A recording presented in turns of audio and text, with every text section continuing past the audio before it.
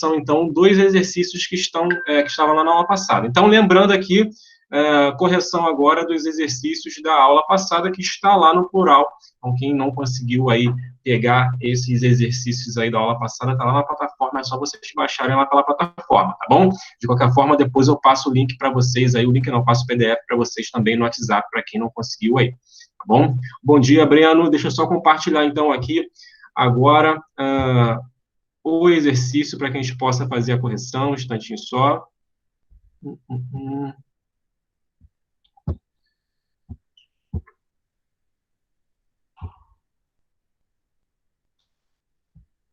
Beleza, compartilhando aí. Vamos lá, galera. Na aula... Oi, pode falar. A Luane falou que ela não está conseguindo entrar. Não está conseguindo? É só com ela o problema? Não sei. Ela colocou lá no grupo. Lá no grupo, deixa eu ver, professor, não estou conseguindo entrar, infelizmente. Bom, possivelmente deve ser algum problema dela lá de conexão, porque todos vocês não estão tendo problemas aí para acessar. Então, deve ser alguma coisa lá com ela referente à conexão dela, à internet dela, tá bom? Mas, de qualquer forma, eu estou gravando a aula, depois vocês vão poder conferir aí essa aula, tanto pelo YouTube quanto lá na plataforma também vai estar a gravação na plataforma, tá bom? Então, não tem problema não, mesmo que ela não consiga assistir agora, depois ela vai conseguir assistir, tá? Então, vamos lá, galera.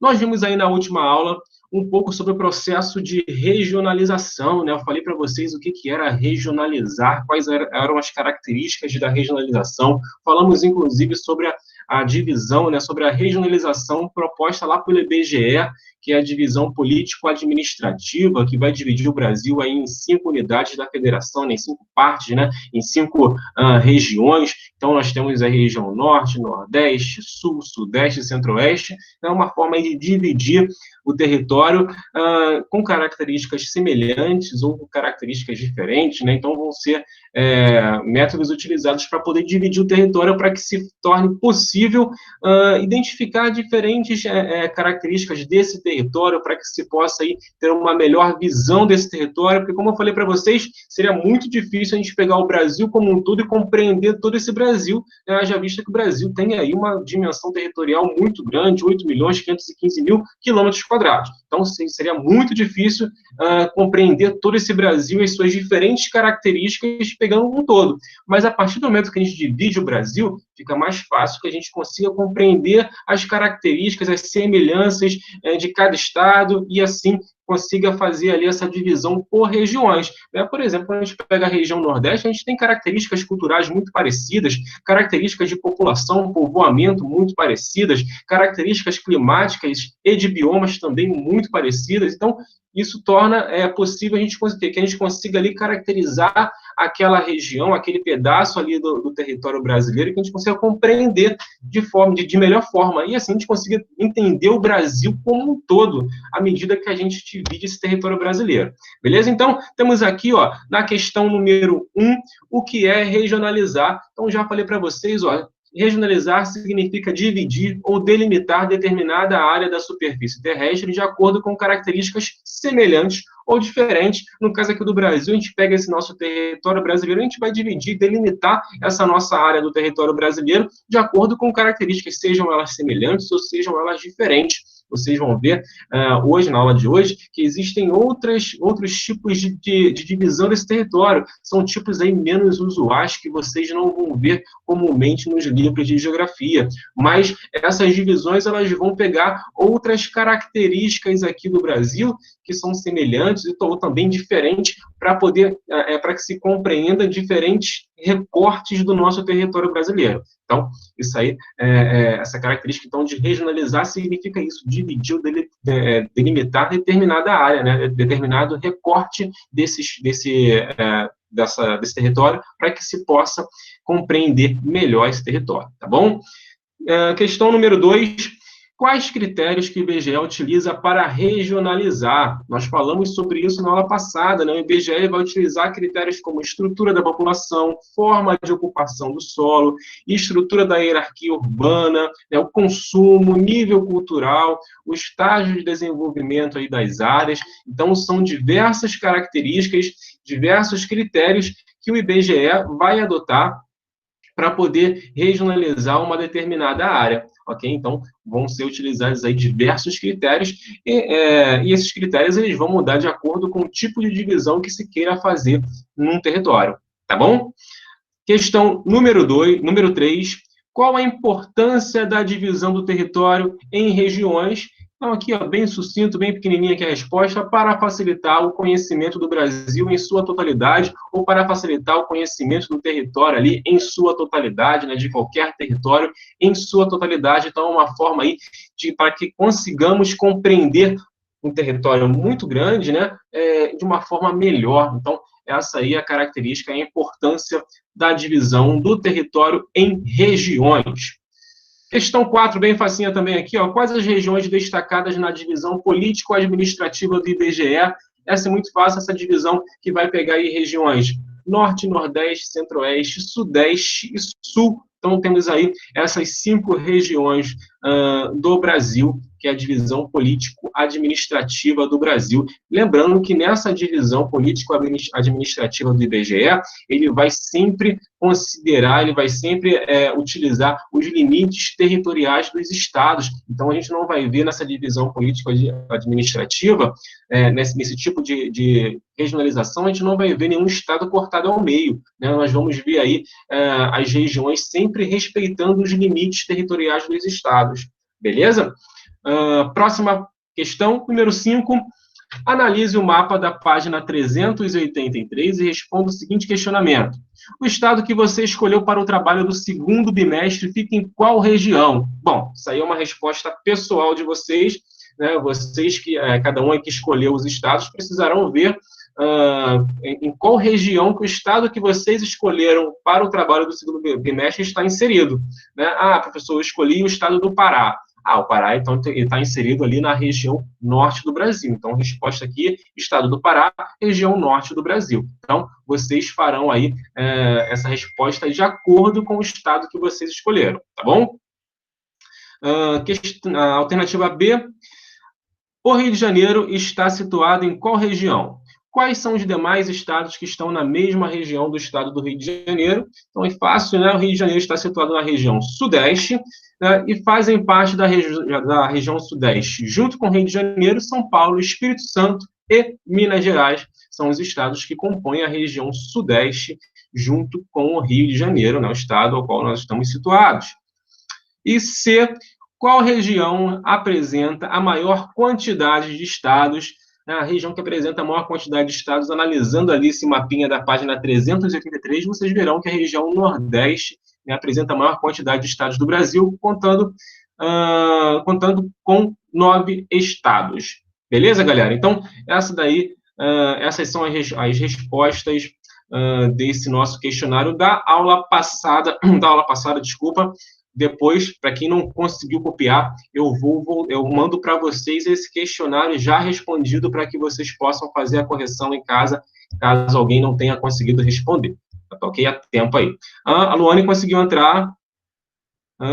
Beleza, a Luane conseguiu entrar aqui. Bom dia, Luane. Você não estava conseguindo, seja bem-vinda. Estão perguntando aqui qual página. Ok, deixa eu verificar aqui.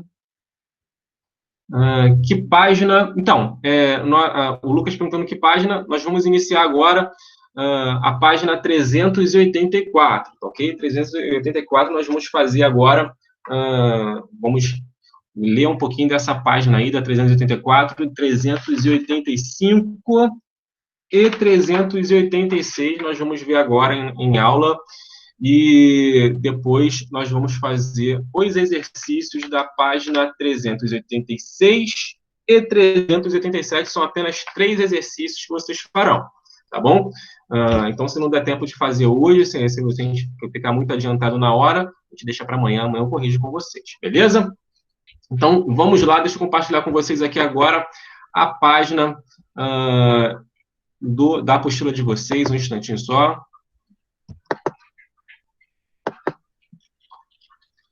Beleza, deixa eu ir lá para a página.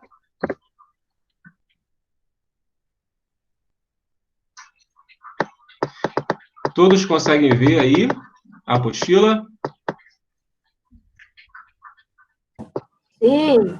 Show de bola. Sim. Então, tá tudo certinho. Vamos lá.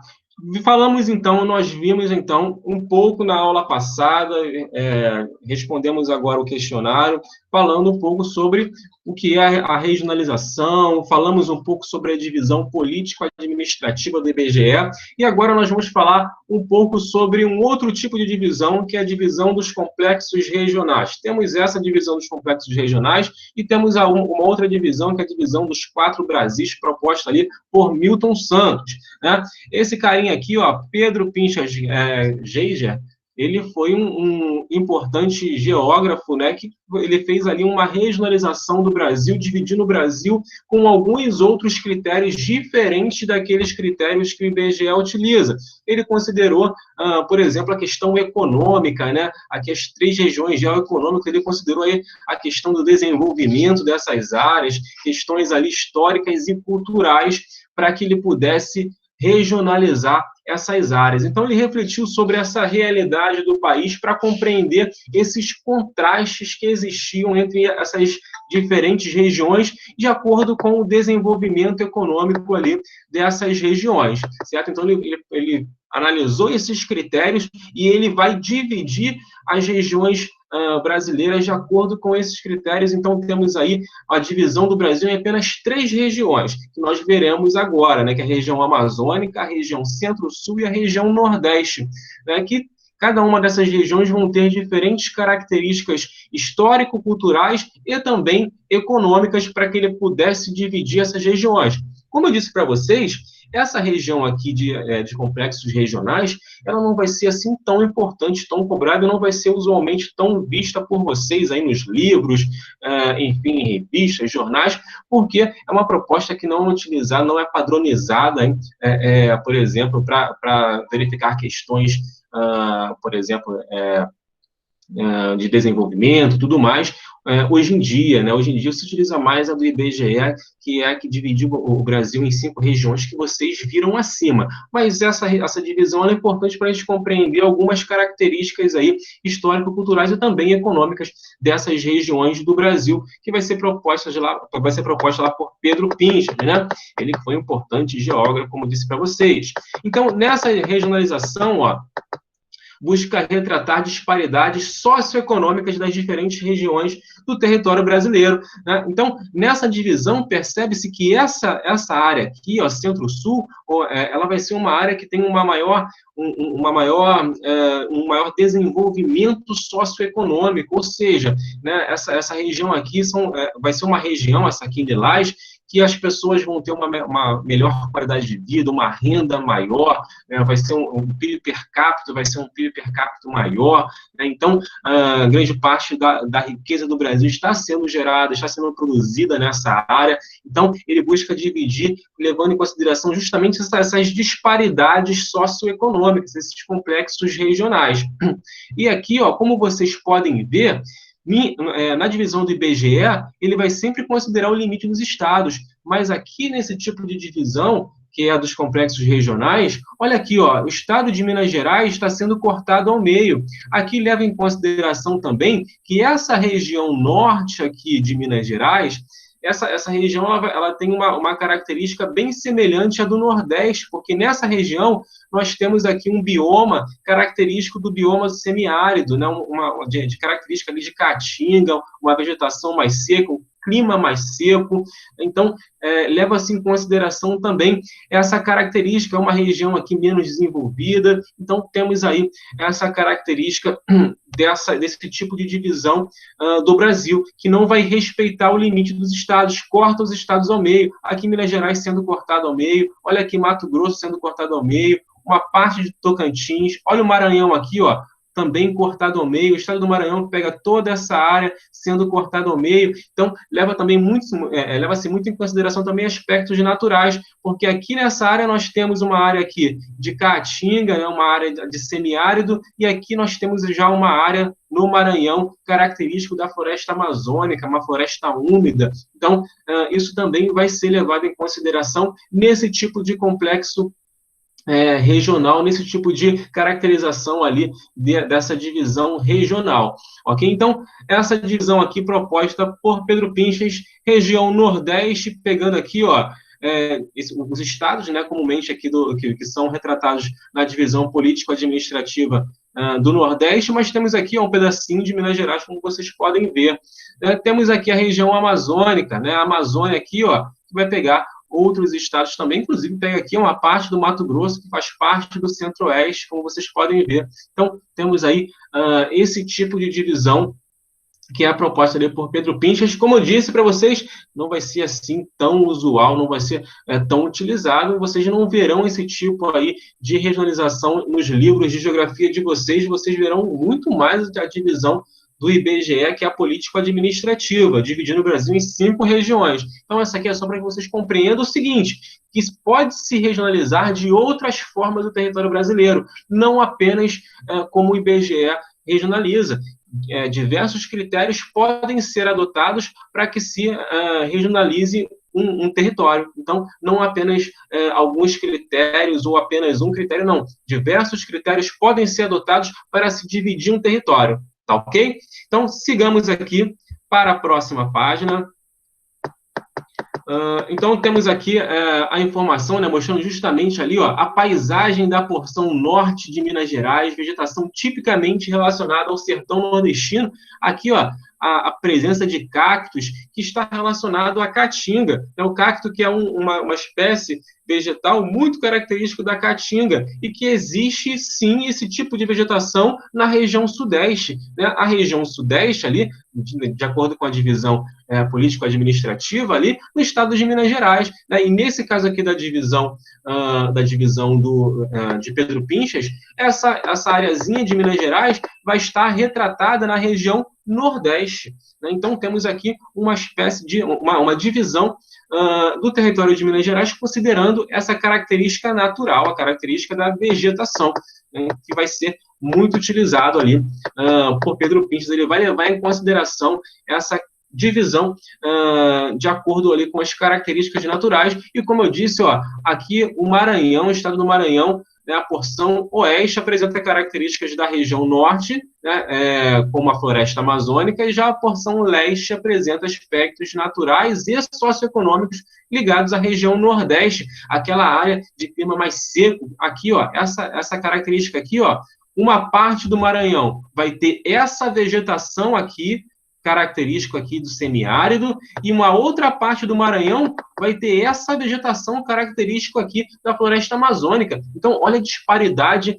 em apenas um estado. Uma parte do estado tem característica natural de vegetação seca, e a outra parte tem característica de vegetação úmida. Então, vocês conseguem ver a diferença aí em apenas um estado. Então, Pedro Pinchas leva em consideração isso. Ele não vai simplesmente considerar aspectos econômicos ou apenas culturais, ele vai ver também aspectos naturais ali para poder dividir esse estado. E, com isso, essa divisão ali, essa característica natural também influencia no desenvolvimento econômico dessa região. Por isso que Pedro Pinchas utiliza esse tipo de divisão do território. E como eu falei para vocês, agora nós temos a divisão regional de Milton Santos e Maria Laura Silveira. Uma pergunta, vocês têm alguma dúvida com relação a essa questão da divisão geoeconômica? Está tranquilo para vocês? Tranquilo, professor. Sim. Show de bola. Então, sigamos aqui. Caso tenham alguma dúvida, algum questionamento, pode falar comigo que eu tiro a dúvida de vocês, tá bom? No que for preciso aí. Então, vamos agora à divisão regional de Milton Santos, que é a divisão aqui dos 4 Brasis, né? Milton Santos, ele vai, para ele regionalizar o Brasil, de acordo com o critério dele, ele vai utilizar aqui, ó, o conceito do meio técnico, científico, informacional, como que é a inserção do Brasil dentro desse mundo globalizado, quais são os meios técnicos, científicos, informacionais dentro dessas áreas do Brasil, dentro do território brasileiro, para que ele pudesse regionalizar quais áreas estão mais ligadas aí ao mundo globalizado, né? Obviamente, né, as grandes cidades, São Paulo, Rio de Janeiro, né, enfim, os grandes estados, né, Minas Gerais, Brasília, São estados que estão conectados aí a esse fluxo de informação global, né? Estão aí conectados, têm uma boa difusão dos meios de comunicação, internet, televisão, telefonia móvel. Então, são estados aí que estão bem conectados, ao passo que tem estados aí que não estão tão conectados, principalmente os estados da região norte, estados da região nordeste, não tem uma conexão assim global tão forte. Então, ele veio justamente utilizar esse critério aqui, ó, do meio técnico, científico e informacional para poder dividir o território brasileiro, para poder regionalizar esse território brasileiro. Então, ele vai buscar justamente esses critérios para poder regionalizar, né? Então, verificando essa infraestrutura que sustenta as redes de informação, né? Então, ele vai regionalizar, caracterizar as regiões do Brasil da seguinte forma: região Nordeste, né, que é a área de povoamento mais antigo, né, na qual o processo de mecanização aconteceu ali de maneira pontual e pouco densa, né? Então, a infraestrutura e as redes informacionais realizam-se de modo descontínuo em apenas determinados locais, né? Então, essas redes, elas estão principalmente, essa infraestrutura está principalmente ali nas grandes, ali nas capitais, né, nas grandes capitais ali do Nordeste, ao passo que o interior ele está mais desconectado desse meio técnico, científico, informacional. Então, por isso que ele vai caracterizar essa região ali com essa característica e dividir essa região aí de acordo com esse critério. A região concentrada, que vai ser aquela mais linkada, aquela mais conectada a esse mundo global, né, caracteriza-se pela grande densidade do sistema de relações que intensifica os fluxos de capitais, informações e mercadorias. A cidade de São Paulo tem funções de cidade global, o que reforça sua influência sobre o território nacional. A cidade de São Paulo, que tem ali muitas multinacionais, grandes empresas multinacionais e que estão em constante conexão com diversas partes do mundo. São Paulo é muito conectado, São Paulo é uma cidade global, né? Então temos ali a Bolsa de Valores, essa Bolsa de Valores de São Paulo, que vai fazer transações financeiras ali, né, transações de ações, por exemplo, com o mundo inteiro. O mundo todo compra ações na Bolsa de Valores de São Paulo. É a Bolsa de Valores de São Paulo que está entre as principais bolsas de valores do mundo. Então, não à toa, São Paulo está dentro dessa região concentrada, porque é uma região que tem uma grande concentração de infraestrutura de rede, de infraestrutura de informática, né, nesse meio técnico, científico e informacional, e consegue ali estar conectado com o mundo inteiro, certo?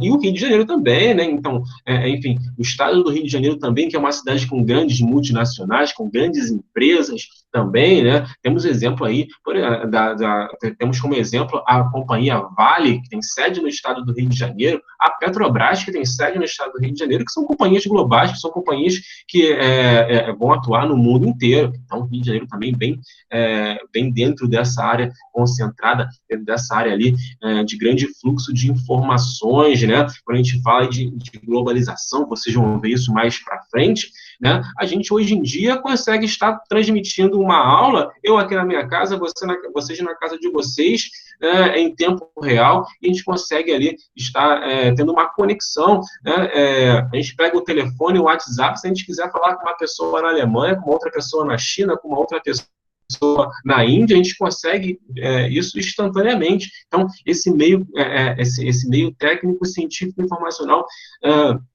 sendo muito importante aí para essa caracterização. A gente consegue, por exemplo, pegar o telefone ali no Internet Banking e transferir um dinheiro daqui do Brasil lá para o Japão, né, automaticamente. Apertou o botãozinho, transferiu e já bateu na conta lá no Japão. Então, aí, esse meio técnico, científico, informacional. E essa região concentrada aqui é a região que tem a maior infraestrutura de rede, as cidades que estão mais conectadas aí nesse mundo globalizado.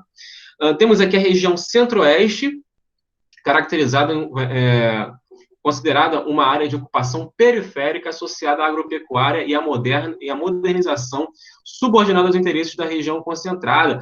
a região Centro-Oeste, que é uma região ali grande produtora de alimentos do Brasil, de cereais do Brasil, né? Grande produtora de soja, de milho, de algodão, enfim, região ali Centro-Oeste, que tem muita mecanização agrícola, né? Tem ali um alto índice de mecanização, né? As maiores taxas de consumo de agrotóxicos, e vai estar ali subordinado aos interesses da região Centro-Oeste. Muitas dessas empresas, dessas agroindústrias, né, elas são comandadas de fora da região Centro-Oeste, principalmente aqui da região Sudeste. Então, temos ali uma região que está subordinada aos interesses da região concentrada, e temos a Amazônia, que caracteriza-se pelas baixas densidades demográficas e técnica, né? Então, a região amazônica tem pouca população, ali é um espaço muito grande. A região amazônica, que vocês vão ver, que ocupa quase 50% do território brasileiro, metade do território brasileiro é a região amazônica, e essa região ali, ela tem uma pouca densidade demográfica, pouca população, né, morando nessa região ali amazônica, e também pouca densidade técnica, ou seja, de equipamentos técnicos, né, de infraestrutura. Então, a densidade vai ser bem pouca. Os sistemas informacionais aparecem representados pelos satélites e radares que monitoram a região. Então, essa região que nós já vimos nas aulas anteriores, que são monitoradas ali, uma importante região do Brasil, são monitoradas ali pelo Sistema de Vigilância da Amazônia, o CIVAM, pelo programa Calha Norte, que nós já falamos na aula passada, nas aulas passadas, né? Então, são infraestruturas informacionais que monitoram essa região, e vai ser representada basicamente por isso ali, nesse meio técnico, científico e informacional. Então, ela fica dividida, aí o Brasil fica dividido nessas áreas aqui. Então, ó, região concentrada, que pega os estados do Sul e do Sudeste. Temos a região aqui Centro-Oeste, temos a região Nordeste, e temos aqui a Amazônia, né, a região aqui, pegando a região Amazônia, que é a parte amazônica do Brasil. Beleza, pessoal? Então, essa é a proposta aí de Milton Santos, dividindo esse território brasileiro de acordo com o desenvolvimento aí dos meios técnicos, científicos e informacionais desse mundo globalizado, da infraestrutura informacional que conecta o Brasil a esse mundo globalizado. Tá ok? Alguma dúvida, galerinha, com relação a isso? Não. Nenhuma dúvida? Então, show de bola. Então, deixa eu voltar aqui para vocês. Estão me vendo? Tranquilo? Show de bola. Então, galerinha, é o seguinte, vocês farão, então, agora os exercícios 1, 2 e 3, aí, jogo rápido, a página 386 e 387. Beleza? Vocês farão aí esses exercícios e me mandarão lá a foto para eu fazer a pontuação de vocês. Temos aí pouco mais de 10 minutos, então dá tempo de vocês fazerem pelo menos um exercício, dá tempo. Amanhã eu vou fazer a correção com vocês em aula, tá bom? Que página, Luane? 386 e 387, tá bom?